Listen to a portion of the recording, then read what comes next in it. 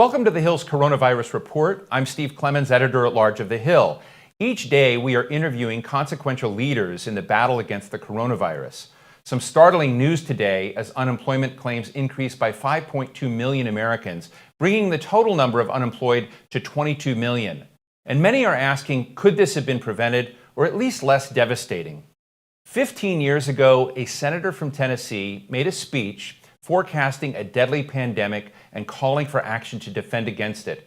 His warnings weren't heeded. My guest today is that former senator. He's also a doctor who has played integral roles in both legislative and the healthcare policy equations, as a heart and lung transplant surgeon, and as Senate Majority Leader during the George W. Bush's presidency. 2 weeks ago, Dr. Bill Frist was one of the first to join a doctor's petition in his home state of Tennessee that urged a stay-at-home order. He's also the chairman of Nashville's COVID-19 Response Fund and host of the fantastic podcast, A Second Opinion, which I listen to every day. Senator, thank you so much for joining us today. I just want to start with the 10,000-pound gorilla that in 2005 you gave this speech, and people can read this speech at the publication The American Mind at the Clemons Institute. But you saw an animal to human pandemic coming that you said would, could be the pandemic of pandemics. And I'd like to know why you saw this coming, and given your stature in the American political system, why wasn't more done at that time heeding your call? Steve, thank you. Before coming to the Senate back in 1994, I spent 15 years as a heart and lung transplant surgeon. The things that would kill my patients then, or come close to killing them, were these viruses. So I spent 15 years studying the viruses and how to defeat them every day. When I got to the United States Senate, not much had been done on HIV/AIDS, yet at the time it was killing as many as 3 million people around the world every year, 3 million people. The United States did mobilize at that point in time and put together a plan that successfully at least stopped, slowed down, and ultimately diminished the spread of HIV/AIDS. So I knew it could be done. Back to viruses, they're cagey, they're fast moving, they move faster than us. With our increasing transportation, being able to travel around the world, with our increased urbanization, it is inevitable that these cagey viruses were going to rear their head. And we were grossly unprepared at that standpoint, at that point in time, 15 years ago. And we are unprepared today. Hopefully that's going to change here shortly. Why didn't we do it? It requires long-term thinking. It is inevitable. We will have future pandemics in the future unless we do something that is big, that is bold, but clearly possible, and something we can afford today. This time around, we've got to get it right. I want to read just a short clip from your piece. It says, "For what the world now faces, it is not seen even in the most harrowing episodes of the Middle Ages or the great wars of the last century.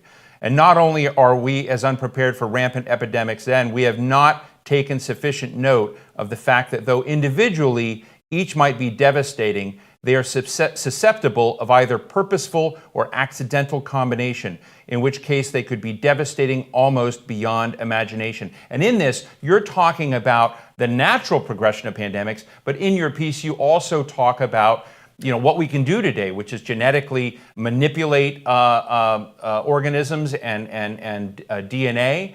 And we now see reports that perhaps this came out of some experimentation in a lab. So you wrote this 15 years ago, and you said what we need to do today, or what we needed to do then really, was to put a Manhattan Project style research effort together that was really 20 times bigger than the Manhattan Project to do this. And I'm wondering if you're still in that track now. Yes, I am even more so today. And today we have the technology to do it. We have the know-how to do it. Back then, being the only physician in the United States Senate, there just weren't a lot of people listening. That same talk that you read from, I gave over 20 different times across the country. Now we have a teachable moment. We know what to do. We're seeing it play out before us. We can make that investment now. In that paper, I also made the call that it would come from Asia very specifically. And it was very obvious because of the congestion there, the relationship from animal to animal and animal to human. And that leap will be made, and it will be made in the future unless we act aggressively. Now, we need to put out the fire that's underway, but at the same time, we can't lose sight of the fact that we need to invest now for that next pandemic, which will come. I'll say it again, will come again in the future, regardless of what happens with the current pandemic underway. Now, I have interviewed Dr. Anthony Fauci about a dozen times in the last many years, and he is often basically trumpeted the same alarm you are, that this is coming, that we're going to have problems. Has been worried about respiratory viruses for a long time, and says that we need to move out of just reacting and being in the reactive mode and get a research effort together that would create a platform virus that would take these things on in advance. And so I guess I'd like to ask you if you're aligned with that, if I'm understanding both you and Fauci correctly. And then secondly, isn't that a powerful combination of doctors and scientists? What's stopping that kind of common sense prognostication from getting more traction politically today? Well, politically, and it's not just the partisan environment, it is a lack of long term thinking. And therefore, for our political figures to understand, to take action, to respond, we need to have a mass understanding, advocacy from the American people, who now everybody is feeling it today, the pain, the suffering, especially our most vulnerable. So now is the time to do it. It takes a coordinated plan to do it. Back in the talk and the speech and the essay that I wrote, which people can get, as you mentioned, in the American Mind, I had a 6-point plan, which starts with communications. And with technology today, that is not as big an issue, although right now I wish there was more accurate information coming from our national figures. And second, surveillance, and that surveillance has to be global. We need to continue our partnerships with people like the World Health Organization, because viruses don't have visas and pandemics they just don't know borders at all. Thirdly, we need to focus on antiviral agents and do the appropriate research in support of the private sector developing these agents. Although we think this current pandemic is going to take another, Dr. Fauci says 12 months or 18 months. I don't agree with that. I think that if we put more emphasis today on the antiviral agents, we can maybe not reverse, but damp this thing down dramatically and get people back to work. And that's what I talked about in 2005. Fourthly, vaccines. We need a Manhattan Project on the vaccines so we don't have to wait a year. We have the technology today with what's called messenger RNA vaccines and not the traditional vaccines. We should have invested over the last 15 years, but it's not too late for the future now to begin that investment. And then I talked about initially research and development in the larger sense. We underinvest in science in this country. And now is the time to do that. There's some people at the national level who dismiss science, and now every single American understands the importance of that science. And lastly, the whole stockpile and surge capacity. These are the 6 things that I talk about. And once again, even though we called for it, our stockpiles have been totally inadequate, whether it's ventilators or antiviral agents or the other agents of protection, of PPE, the protection equipment that we need today. We need to address the stockpile. Those are the 6 sort of things that we have to prevent another pandemic. Tom Daschle and I wrote the op-ed that you published that basically talked about establishing an infrastructure fund, public health infrastructure fund, to focus on it. And we came to a figure of about $5 billion a year. We're spending trillions of dollars now globally. So we're talking about a small amount, $5 billion a year, to establish a fund to support infrastructure of public health, which would include these 6 approaches. One of the things that I have learned in the last few days talking to scientists affiliated with Gilead and Pfizer and GSK, Johnson & Johnson and others that are all engaged in various parts of searches for antiviral agents and vaccines potentially and therapies, is they said they're bending the curve of how long it takes to get a therapy in place, that they're working together and collaborating in ways, sharing data in ways that they never have before. Some are calling this chaos and uncontrolled. Others are saying this is the way it has to happen if we're going to move the curve from being a 1.5 to 2 year response to the 6 to 9 month that you're advocating. I know you talk to the same people, and I've been listening. I've been inspired by your podcast. What is your sense of what's really possible today on the science front? I am excited about it. We look so much to our public sector, our government officials, people like myself in the past as a leader of the Senate or the President of the United States. The real power of America is this private sector of creativity, of dynamism, of partnering with the guidelines set by the federal government. But the real energy and the impetus and the momentum comes from our private sector. It takes a certain degree of messiness, of chaos, because you're constantly experimenting, you're trying new ideas, things out of the box, which ultimately can be the greatest therapy or the greatest potential cure. It's going to come from something you may not appreciate is important today, but you need to apply that scientific discipline of hypotheses, of null hypotheses, of cohort studies, of science to demonstrate the efficacy. And now that's underway. And most of the progress that's going to be made over the next 3 months, the 6 months, is going to be in our scientific, our pharmaceutical industry, many times painted as sort of the enemies when you make too much money. But that's where the great discoveries are going to come. They're going to damp down this current spread transmission of this terrible infection and allow us to get back to work and capture the greatness of America once again.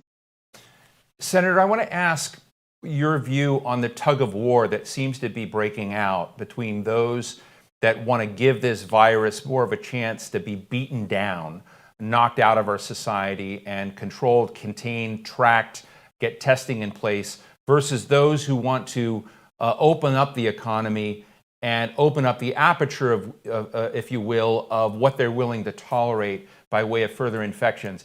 And I don't know if I've characterized that right, but that's the way I see it. And I'm wondering where you are in that tug of war. I know you're dealing with Tennessee. I don't know where Tennessee is. I know in Pennsylvania that the state Senate in Pennsylvania vote to override the governor on stay-at-home orders. And there's a lot of tension there. Where are you in this? Well, the challenge that we have today is the biology of the virus. And whatever happens with our economy, by definition, is going to follow what we do with the virus. And the virus has a mind of its own. We have two tracks. The public health track says shut everything down. That's going to save the most lives. The economic track says, well, we have to have a dose of reality here. This virus is really deadly to maybe only 2 or 3%. We don't know what it is of the population. The other 98% need to be able to live a semi-normal life, going back to work in order to put food on the table, to escape the travesty of poverty, which also has a huge economic cost. The policymakers have to operate in both of those. Some states are more on the public health side, some on the economic side.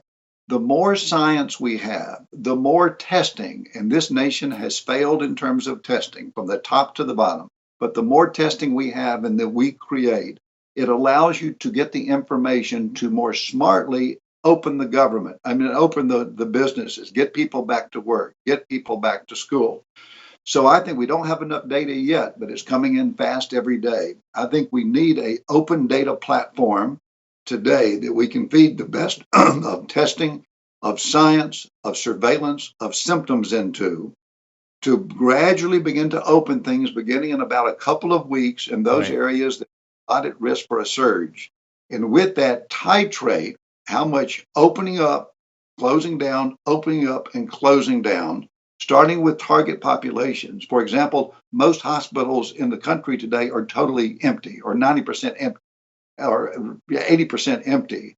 I can see very soon beginning to open those hospitals, bringing our health personnel back to work, maybe starting with a younger cohort than an older cohort. But I think that can begin in about 2 to 3 weeks in certain parts of the country, not at the federal level, but in certain parts of the country. Right. Senator, just in our very last bit of the show here, Can I ask you about, I know you've advocated this national response portal, and data is so important to make that work. Testing is so important. In short form, you know how this government works. Why is getting the testing frame right so difficult? Do you have any solutions that you know of that we should be considering to get testing fixed?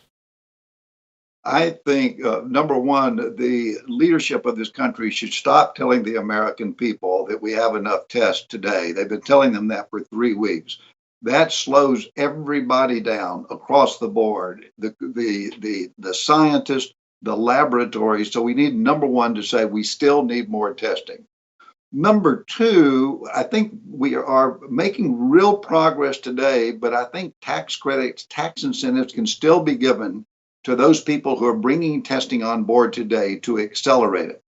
Number three, I think that a code can be given, an ICD type code. ICD-10 is just a code where you can get reimbursement for both the testing, but also the surveillance and participating in what's called contact testing.